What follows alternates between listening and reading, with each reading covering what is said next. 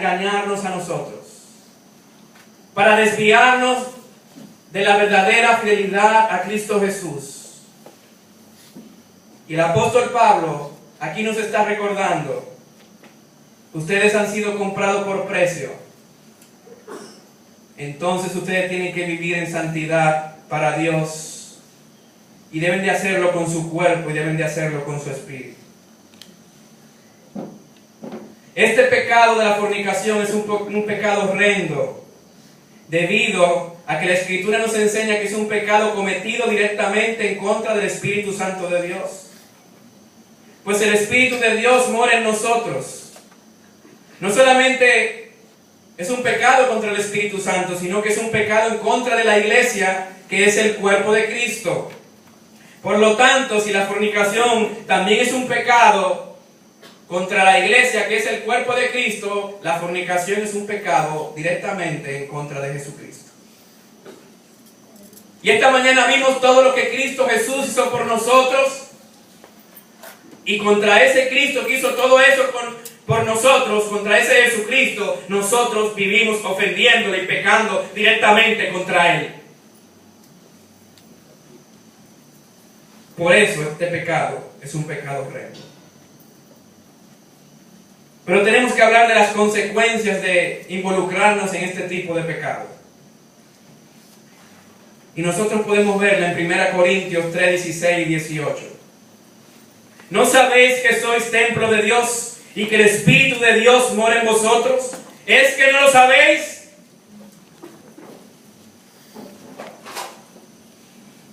Si alguno destruye el templo de Dios, Dios le destruirá a él. Porque el templo de Dios, el cual sois vosotros, santo es. Nadie se engaña a sí mismo.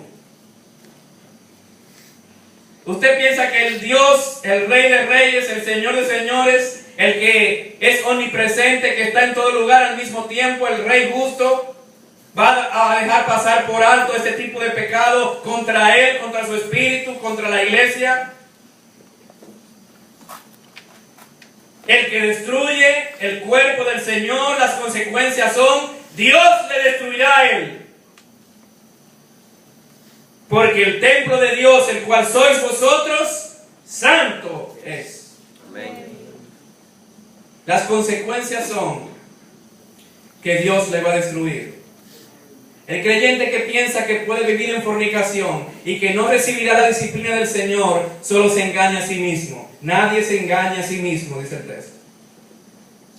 Y solo se engaña a sí mismo y a más nadie. Porque el que destruye el cuerpo del Señor y no se arrepiente, el Señor se va a encargar de destruirlo a él. Pero tenemos que ahondar un poco más sobre lo que significa que Dios nos va a destruir. ¿Qué significa esto? De que Dios nos va a destruir, que va a destruir al creyente fornicario. Esto nos habla acerca de que el Señor lo va a disciplinar. ¿Cuándo es que el Señor y cómo lo hace? Bueno, en primer lugar, el Señor mismo nos destruye y nos disciplina cuando caemos en este tipo de pecado, cuando el pecado se mantiene oculto.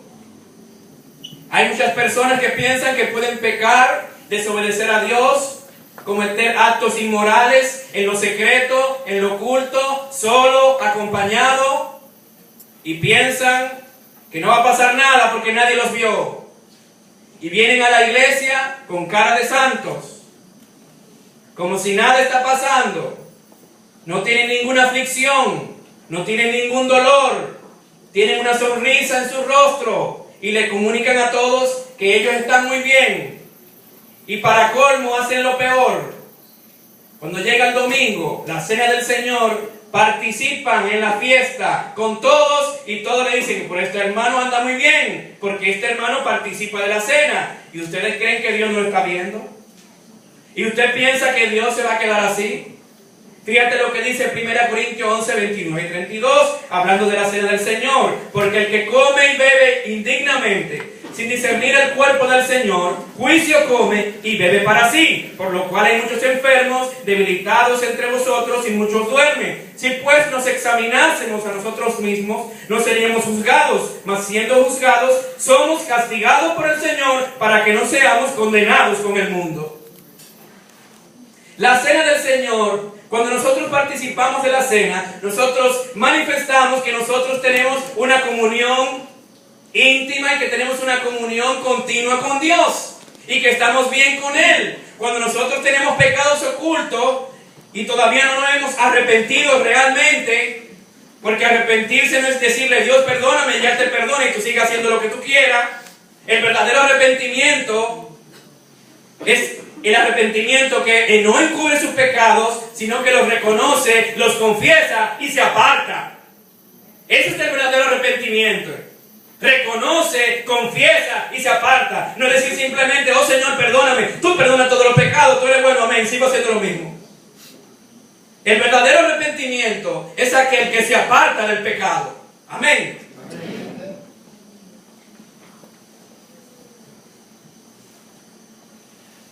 Si tú piensas que vas a llegar a la iglesia con una cara aparentando, disimulando tu pecado, déjame decirte que no importa. Y no has entendido lo que significa vivir para Dios y vivir para la gloria de Dios.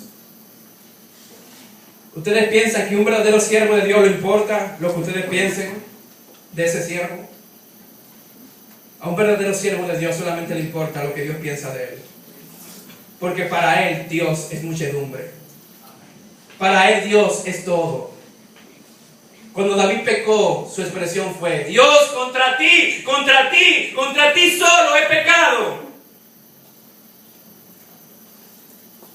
Por eso nuestras vidas tienen que ser cartas públicas, leídas por todos, sinceras y de verdad. Que cualquier persona se pueda acercar a ti y preguntarte, ¿cómo estás viviendo? No te metas conmigo. Tú me puedes decir cómo es tu vida. No, eso es solamente con el pastor que yo lo hago. No, eso es solamente con mi amigo profundo. No, que nuestras cartas sean cartas leídas, con sinceridad. Cuando el pecado se mantiene en lo oculto y nosotros continuamos en una vida pecaminosa, inmoral, fornicaria, Dios se va a encargar de nosotros. Y qué bueno que Dios se va a encargar de nosotros. Porque el último, este versículo dice, mas siendo juzgados somos castigados por el Señor para que no seamos condenados por el mundo. Aún el juicio de Dios contra nuestros pecados es la manifestación del amor de Dios para con nosotros. Para que no seamos tratados como será tratado el mundo. Por eso es que el Señor dice que la disciplina es una muestra de amor y es la evidencia de que tú eres un verdadero hijo de Dios. Todos aquellos que atraviesan por la disciplina es la manifestación de que tú eres un verdadero hijo de Dios. Así que cuando en un momento de tu vida tengas que ser disciplinado, di gloria a Dios porque soy un hijo de Dios y Él me trata con cariño y se preocupa por mí y quiere que yo viva en santidad. Por eso Él me disciplina con amor. Aunque haya sufrimiento, recuerda que el Señor Jesucristo sufrió por ti para que hoy tú puedas tener la gracia de tener comunión con Dios. Eso es lo más importante, la comunión con Dios. Que Él toma tu corazón y te restaura a pesar de lo que tú hiciste. ¿Cómo tú vas a ocultarle al Señor algo que ya Él conoce desde antes de la fundación del mundo? No me hagan decir una palabra. Es una tontería. Comenzar a afligirnos y afligirnos, como que si el Señor no nos va a perdonar por lo que nosotros hicimos, si ya Él nos perdonó hace tiempo, en la eternidad pasada, como dicen algunos teólogos. El Señor va a disciplinar Él mismo a aquellas personas que mantienen su pecado oculto, que no los confiesan y que no se apartan de ellos. En segundo lugar, la manera en la que Dios disciplina a los creyentes cuando han pecado es a través de los líderes de la iglesia cuando el pecado es descubierto. Es triste escuchar muchos testimonios, no necesariamente de este lugar, pero sí de muchos colegas pastores que se acercan y nos cuentan la gran cantidad de casos de fornicación en la iglesia. Pero lo más triste es escuchar a pastores que no han preparado una disciplina bíblica para esas personas y los dejan sin disciplina. lo dejan sin mostrarle el cariño y el amor y el cuidado de Dios para sus vidas. Fíjate cómo dice la Escritura. Esto es un texto fascinante para saber que